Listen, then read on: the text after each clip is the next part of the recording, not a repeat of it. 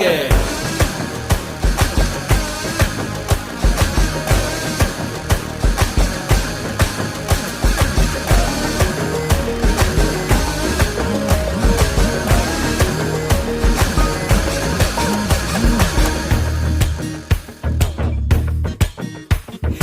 Apple போன போல கையில எடுக்கவா, உன்னை அப்படியே டச் பண்ணி கொடுக்கவா.